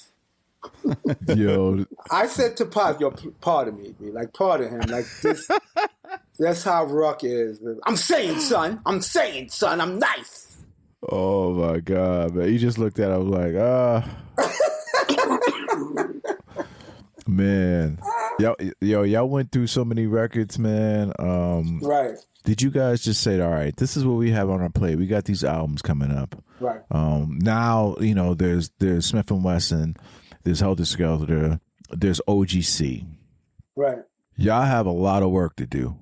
Right. Did you find yourselves like almost burnt out? The only bad thing about that, around the time when we were working Nocturnal, we started working on Nocturnals when we had our problems with Boot Camp. And after OGC album dropped, tell you the truth, while we were mixing OGC's records and stuff like that, that's when it was the split. Beatminerz go this way, and Boot Camp goes that way. Yeah. And explain. I mean, you know, with his family fallout, you know what I'm saying? It was just, you know, they wanted things done a certain type of way. We wanted things done. We wanted to be respected, and we wanted to go a certain type of way. And it that's where, you know, we parted. Yeah. We went to go make Shades of Brooklyn. That's when Shades of Brooklyn started. Okay. We started with Shades of Brooklyn, and then we, you know, of course, we were doing productions on, you know, different albums, Mike Geronimo, Flush. Yeah. I mean, I worked on everything. Right. Nas. So we started working. we were doing other things. So, and, you know, they weren't fans of that. Like, they did not. I remember one time one of them came up to me and said, yo, why you giving our sound away to whoever? And but you know what, though? Everybody goes through that. You know what I'm saying? Guru did that to Premier. CL did that to P. Sure. You know what I'm saying? And most recently, Little Brother said that tonight. So, whenever you have the producer in your group or in your circle, they want that to be locked in for them. I respect that, but we didn't start this to only do in-house production. Right. And plus, you guys wasn't really taking care of us like in-house producers. You guys were just, you know, you guys kind of took advantage of us. So we went elsewhere. Right. And in comes a conflict because Evil, like, you're in Black Moon. Right. So E is caught between a rock and a hard place. Yeah, but at the time, we was on the bench because we was going through the nervous thing. Like, we was going through before the Beatminerz, before Beatminerz, you know, the Beatminerz thing happened. We had the fallout with Nervous. Right. And we decided to sit, like, because, you know, Mike and well, I wouldn't say Mike, because I don't think Mike was behind it, but the rumors came out that Black Moon broke up. We never broke up. But we took that time to be like, you know what? Let's sit back and try to figure out what moves we're going to make while we're going through this thing with Nervous. We were still doing shows, though. Yeah, but, you know, at the end of the day, it was like, as a group, as a recording group, we didn't know what we wanted to do. You know what I'm saying? Like, we wanted to get off of Nervous. We didn't, you know, looking for option number 2, whatever it was going to be. Aren't you guys kind of glad that you didn't sign a production deal with anybody? Right, you weren't locked Oh, of in. course. Right. Of course. Yeah. Ooh, man, because that could have been really. Yeah, that could have been bad. Good like, Lord. you know, the whole thing is when you have something that people want to lock that in. And it's like, you know, if you don't know your worth, you're going to go for the first thing that they throw at you. Yeah. And like one thing, me and Walt know our worth. You know, and to be locked down, that's not going to happen. And especially after what happened at Nervous. After what happened at Nervous, I didn't want to sign any long-term deal with anybody. Like, I was like, look, any contract I do now is per project. Right. And it's non-exclusive for myself. So once the whole Duck Down thing happened and it became Duck Down Records, they did start outsourcing with production. Obviously, I mean, I used to hear we heard different records. Was there any conflict with that? I mean, you were still tight with Drew and were you Drew? Did Drew manage you guys? Who was your manager at the time? Who became your manager? Who Beatminerz manager? Beatminerz, yeah. We were managed by Empire Management for a minute. Yeah. Oh yeah, that's right. For a short time, it was Empire. Okay. Yeah. Right. Okay. But most of our career, really nobody. Yeah, we did. I did a lot of records too, man. Good. And Drew did want to manage us. Oh. And I remember he said, "Yeah, I want to manage you guys." I kind of looked at the landscape, and I said, "Nah, I'm good. We're not doing that." Yeah, kind of a conflict too, right? Yeah, it's kind of a conflict. Like the whole thing is, you know, we had our goal, which was to make dope records. That's it. We want to make dope records. We want to make timeless records. Man, but still, like, I mean, you worked on Stillmatic. I got to join. Baby Paul. Baby Paul got to join the Stillmatic. Yeah, it was still under y'all, right? Or no? No, he left. Nah. By the time Stillmatic came out, he was gone already. Baby Paul left after Brace for Impact. Are you at liberty to say any bad blood between you and Baby Paul, or how did it end? Because it started with 2 and now it's 2 again. Right, and it's the I two, love that though, because y'all brothers. Right, exactly. It's the 2 who originally started it. Like I was always trying to put everybody in the forefront, but it didn't work. Baby Paul is I want to say, I don't know if there's a lower word than cordial. I would never work with Baby Paul. I'm going to get a drink of water. I'll be right back. You go get that drink of water. Baby Paul, I would never work with Baby Paul again. He's grimy. I don't like the way he moves. He moves very underhand. Like and his intentions are wrong. I can't. Okay. And the unfortunate thing is, I made him my son's godfather. That's unfortunate when these things happen, man. Right. I mean, I have to ask. We have to ask the questions, and you're at liberty to say, it's cool. It's all right. Yeah. I mean, I just felt like most recently, like when MySpace was popping. Yeah. I looked at his discography on MySpace, and I see the Enter the Stage album on there. And I said, wait a minute. Now listen, guys. I thought I left. Listen, man, guys. He all glitchy. There you go. Listen, guys. I don't smoke weed. Never smoked weed a day in my life. I don't really drink to get drunk.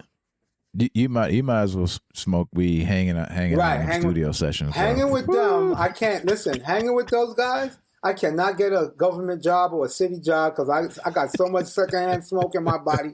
It's ridiculous. But I'm looking at his MySpace page, right? And I'm saying, enter the stage. MySpace, yeah. And I said, yo, I had to really stop and think about, like, did Paul do a song on Enter the Stage? I don't remember. I thought it was just me and E.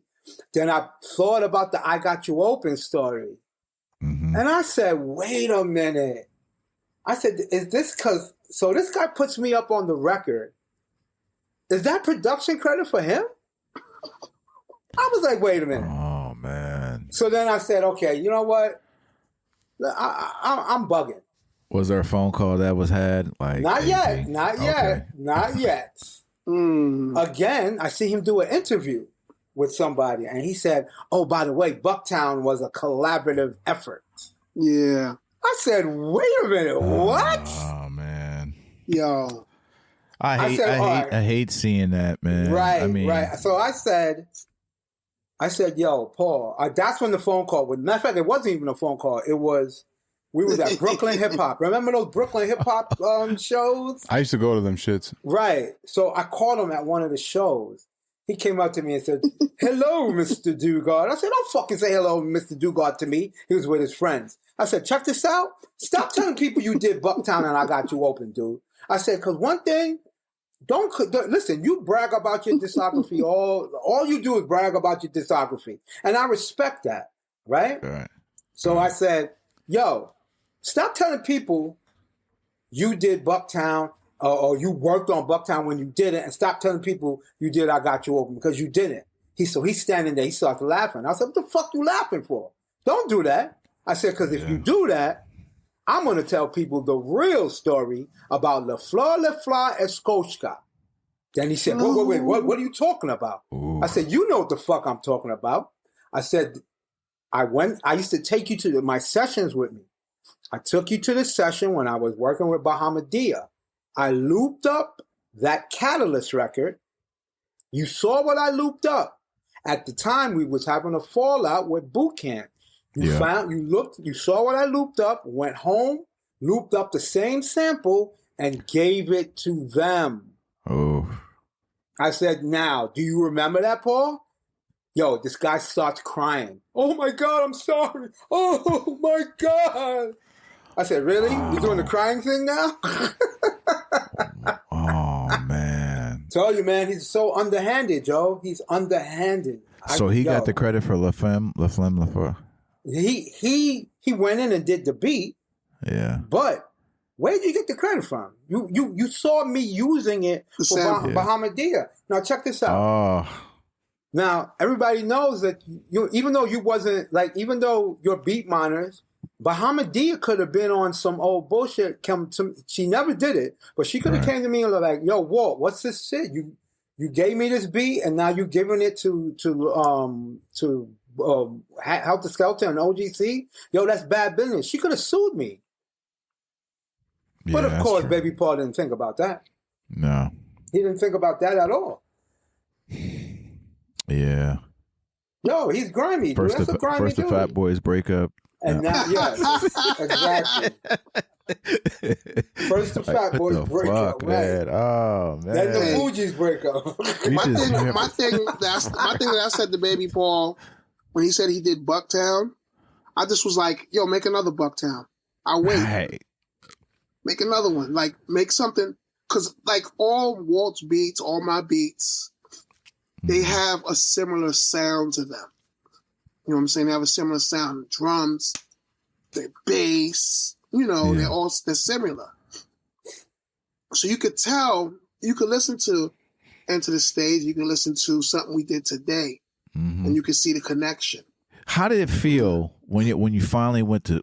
And I asked this question to a lot of people, a lot of the producers that come on the show that have had hit records. Like, what was the feeling when the Bucktown record came on and you were in the club and just watching people go crazy? It was my reaction was more. It wasn't on a club thing.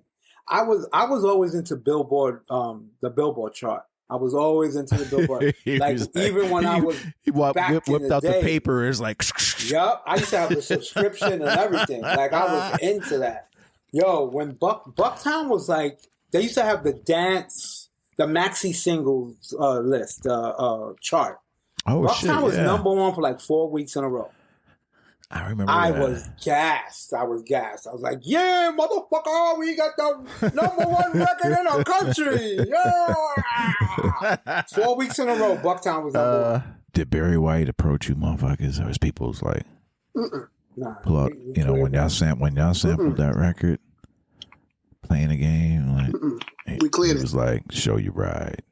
He had his hands open. We never really... Like show you right. All throughout our career, we only got like step two, not even step two, but like someone came at us twice. Mm-hmm. Donald Byrd? Richard Rudolph, Minnie Riperson's husband. He came at us for the Eminem record. Okay. Oof. He came at us for the Eminem record. And the only reason why he came at us is because, Any Man, the joint we did with Eminem, it wasn't getting radio play. Until you but heard at the same time, too. well, at the same time, My Name Is was popping off, and it was like the biggest record. So he saw that Eminem dollar signs go up, and he was like, yo, I want a piece of that. And he was just like, oh, wow, he sampled my record. Came right after us. So we got caught for that. And then we got caught for this reggae joint that we did for... We got caught from... What you laughing at? I'm laughing because I remember that. That's why I'm laughing. We got caught from Lee Scratch Perry for... We did a song for Dilated Peoples. You know what, Walt? There was another time, too. Where? I was on a panel. I was speaking at some panel about production. Right. And there was a lady, it was a lawyer. We sitting on the panel, and, I sat down in my seat, and she was like, yo, you from the Beatminerz, right? And I was like, yeah. She said, yo, here's my card. We need to talk. And I was like, okay, what we talking about? She said, yo, you did a remix for Mark Morrison. And you used Cool in the Gang. NT. Oh, okay. And I said to her just this. Word. I said, yo, check this out. You need to talk to Atlantic Records because we gave them all the sample information. Right. You need to talk to them. That ain't us. Yeah. But that's she stepped to me on that. Yeah. But she had to go to Atlantic Records for that. Don't come to me. We gave them all the samples they needed to clear. Did you guys have to clear the sample at the time when you did what was Soundboy Burial? The weird champions? Nope. No. We ain't clear that. No. Nervous? No, we ain't clear that. I'm gonna be real though. The record that I took it from, it had no publishing information when it came into that song. It was for just like real. It was in between skit. Yo, I would look for records like that had no publishing or no nothing. I was like, okay, this is public domain. Let's go. Right. You can't even use a Chuck D like 1, 2, 3, 4. No, you can't. You can't. He will sue your ass. Yeah. Chuck will be like this. Man. Hey. KRS too. He don't play that shit. Well, you sampled my one. Right. Yeah. But you know what I noticed though? It's also the way you use it too, and who you are. Because some of the stuff you get away with because you used it nice, and they're like, "Yo, you really freaked it." And some people will just let it go. But if you use it in bad context, cats will come see you. It's the same. Also, it's who you roll with and who you cool with. Yeah. We did I'm sure you heard. We did Nothing Move But the Money for Smiff and Wessun. I was supposed to be on The Shining. Yeah. We sampled Star the Story. Mm-hmm. I don't remember if it was the George Benson or the Heatwave version. No, it was a Heatwave version. It was a Heatwave version. So Rod Temperton wrote that. And he was not giving no leeway to anybody sampling his stuff, right? Yeah. LL, he he got Quincy Jones, and he got Russell Simmons to go walk in, had a meeting with dude, because, you know, he sampled him for Lady in My Life, for Hey Lover. He sat down, played the record, maybe had a spot of tea or whatever with their pinkies out or whatever, and boom, they got the sample cleared. But then again, that's LL. Right, that's LL, right. And Def Jam was going through Universal at the time, right? Right. They left Almost Cards, so it wasn't even Columbia. Right. But still, it was LL, and, you know, they know that was a big check. Smith Wessun ain't giving them a big check. Yeah. Right. You know, so, and you know, it's relationships. But you know what? At the end of the day, man, like, when you think about that time, you know, and I don't know. I mean, obviously you guys know about, it would seem like the units that you guys moved, you moved a lot of, I think y'all moved, I don't know. I mean, it not felt LL like, we moved units, but we wasn't moving. But on a level, on units, man, like as an independent, you know, like. Let me tell you something. It's 2024. Yeah. And if you ask Michael Weiss, the Shining Into the Stage still didn't go gold. Gold now. That's garbage. Nah, that's cap. Thank you. Yeah. That is cap. Yeah. That is complete. Listen, all our years working in record stores, there's certain albums that will sell continuously. Because this is back then when cassettes and CDs were big and people were always going on road trips. Yeah. And you know, whatever. So people will always buy Paid in Full over. You know what I'm saying? They would always buy Paid in Full over. They would always buy Illmatic over. Yep. They might buy the Chronic over. And they'll buy the Shining over. There's no question about that. No question. No. That album was moving units. I know it, man. Right. Yeah. If you ask Michael Weiss, no one moved nothing. Yeah. Yeah, nobody moved nothing. Nowadays, when you're producing, right, the day and age, how do you feel about sample packs? From, like, all right, the sample packs that you get from, like... like the internet. Like, there's internet, you know, there's producers putting out sample packs that they play their own stuff, and then they have drums, you know, as opposed to... I'm not mad. Digging for records and stuff like that. I mean, I'll always dig for records. That is never going to stop. Like, you know what I'm saying? I'll always dig for records. Yeah. But I'm not mad at the packs. If that's what you think is going to get you over, fine. I would never. Yeah. I don't like the drum. The drums sound too clean. Yeah. Yeah, I don't like the drum. Yeah, they do. But the loops, if you could chop them. Yeah, go with it. I mean, I think if it's done tastefully, it doesn't really make a difference. Yeah, if it's done tastefully, then it's cool. Right. You know what I mean? Like, hey, I pay $6 a month for TrackLib, but I don't even use that shit. Me too. I pay $6, bro. And I pay $15. I pay $15. I won't give Tom Silverman a fucking cent. Well, I'm giving him $6 a month. So after if you want my login, even though they got their shit back. The crazy thing is, I said, well, I give him $6 a month. So if you want my logins, you could take it.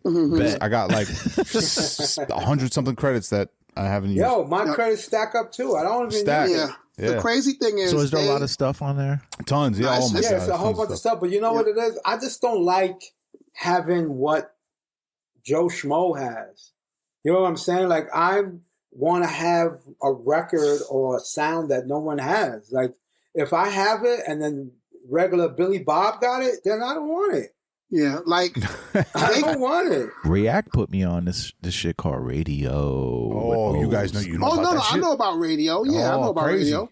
You know what? What's this? The thing with Radio, Mr. which Walt. I like, is see. Here's the thing, Walt, with Radio. What it is it's like a time machine. Okay. And like you can go to it's fucking crazy, dude. You can go to Africa in 1970 and hear what records they was listening to. Check this out. Oh, yeah, hold on. You know what? I'm gonna fucking hold on. It's so ill, B. I go on there every once in a blue. Check this just shit. Be hearing I go to Japan. I go to Japan. Yeah, I go to that's Japan what I do. in the 70s. Really? Yep. Yes, and there's crazy records. Yo, Great. Ain't none of them niggas get credit either. Really? exactly. Yo, Oh, hold man. on, bro. Hold on, B. Yo, you could this go- This shit is so crazy. All right, you see my screen? Yeah, Right. Okay. that's it. Yeah. Check this out. So I'm just gonna do basic mode because listen, Eddie's got the logins. He didn't share it with me yet, but it's okay. Oh man, I should have given you. Yeah. So My you bad. could go anywhere in the world. Pick a fucking continent. Yeah, just go. Go ahead. Pick some. Asia. Let's go to Japan. We'll go to Dang, Japan. Asia. All right, and go pick a year. 1972. Okay, so we'll go to 1970 and we'll go to Japan. You ready? Right. Ooh. Ooh. Yeah. What? Yeah. What? You might want to screenshot the name of Oh, this record yeah, because yeah, I don't know if please. you're going to be able to. I don't know if you're going to be able to type it in the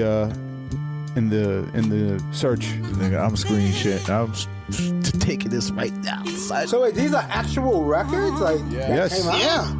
Yeah. Yeah. Wow, this is crazy. This is craziness. Yeah, bro. And then you could listen. You skip right. Oh no, please join. Oh, see, I don't have access because I'm not. Well, here we go to China in the 70s. Oh my god. That's Yeah. crazy. It's crazy. It's man. crazy. How Crazy. savvy, like these days, like I use, like sometimes when I'm just on the road, I use Koala, man. Like I can just fly them shits right into Koala and do the beat. I think E knows about Koala. Yo, Koala, fire. That's what you know, right? That's what you and tell y'all Crisis fuck with something right Koala, now. right? I haven't messed with Yeah. it in a minute though, but like that shit is crazy. We had Crisis on a couple shows ago. Yeah. Yep. Yeah, that's Crisis my guy. is ill, man. He's really Yeah. dope. Oh yes. See, I need I it. got it on Like my I'm just using iPad my iPhone. and my phone. Like my iPad, like I would just, I'll be like on the plane, like, and then I Yes. have an adapter where I could plug in my turntable Yeah, sample or right in. another device to sample.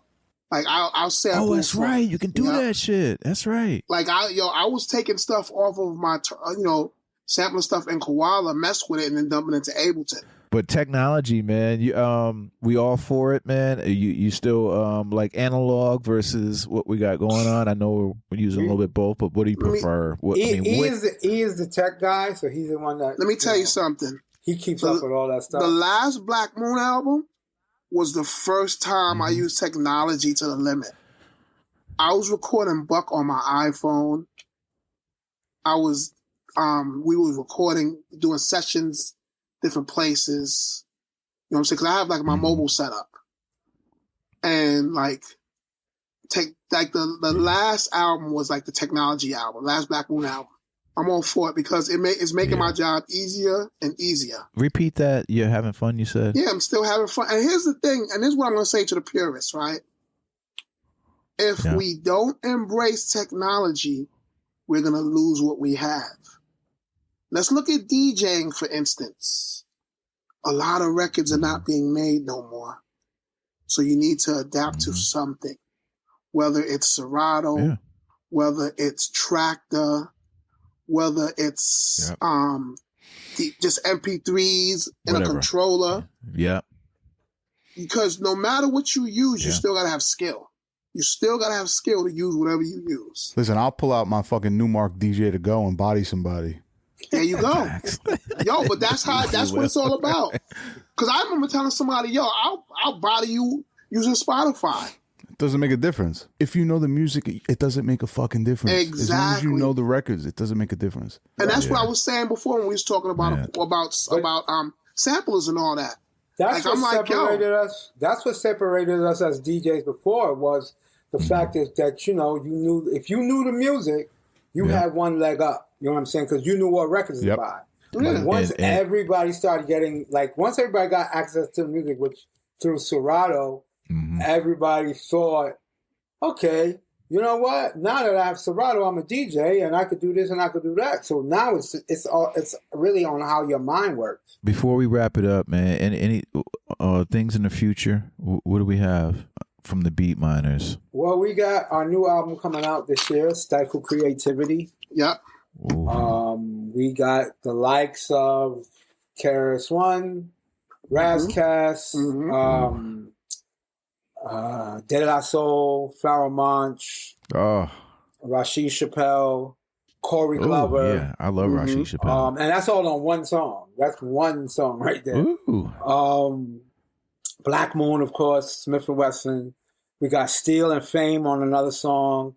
We've got Keith Murray on a song. We got Bishop Lamont. We got Ricky Facts. We got Apathy. We got Rusty Jukes. Man, that's gonna be great. When is this release coming? We're looking at springtime. Like we get ready to put the next single out, which is De La Soul, Pharoah Monch, Rashid Chappelle, and Corey Glover. Man, that single can we come back on the show and debut it? Yeah. Definitely. Man, I'm just blown. Yeah, we got that. That just caught me off guard. It did. I was like, man. And we got a whole bunch of things coming, but that's like the highlight, right there. Any advice for up and coming young producers? Don't be afraid to be yourself. And don't be a weirdo. There you go. Yeah, that's a good one. Don't be afraid to be yourself. Don't be a fucking weirdo. Don't be a fucking weirdo. Don't be a weirdo. Don't be a weirdo. Don't be like, like today, we're in the studio with Al Scratch. And he plays a beat from one of these newer producers that came after us. And I'm like, yo, man, this shit sounds dope. It needs to be mixed. He said, well, the dude won't let us mix it. He said, this is it. This is as is. That's some Madlib shit. Like, dude, you're not Madlib. You're not even on Madlib's level, dude. Like, you can't act like Madlib without putting in Madlib work. Is there a name of this young producer? I can't. Nah, we can't do that. I can't. We probably know him. He gave out the two track and shit. Right. No, I was like, dude, like, I'm hearing the song and I'm like, yo, this song is dope, but if it was mixed, it could go to another level. And he was like, well, dude doesn't want to mix it. He said, this is my music and this is as is. And I said, what? Then I had to remember where he came. I was like, this guy came after us. And Al Scratch got bars, people. Yeah, man. Yeah, he does. And that's one of the things that we're working on. Is like we're doing a project with him. Like for real, like her recent records and Al Scratch got bars. Right. I'll tell you something. Man. I've heard Al Scratch been nice since back in the day. Right. You know what I'm saying? He's been nice since back in the day. Right. Yeah, I will honestly say that right now. His bars are up. I heard, like, for real. But man, this has been a complete wonderful treat. Listen, the next time. Listen, and there's going to be a next time. It was our pleasure doing this interview. Thank you, man. There's going to be better internet and better stories, and you might get a dancing girl here and there, but I'm telling you, it's going to be great. Man, I like I said, man, I meant what I said in the beginning of the show, man. We thank you so much for coming on to the Chop Shop. No, you guys, thanks for having us, man. We need to bubble wrap these two guys, man, for real. The Beatminerz, man. Thank you. Yeah, the Beatminerz, ladies and gentlemen, the Chop Shop. Yes, sir. Yeah. Yeah.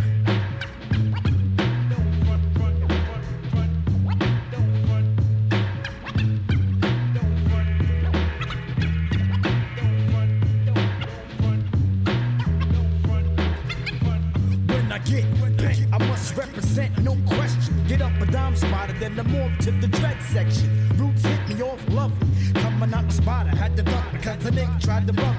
I'm eating off the block like what up, hot bucks. Pulling out on cops, cause I want free clocks. What the fuck? Bring your bitch ass tight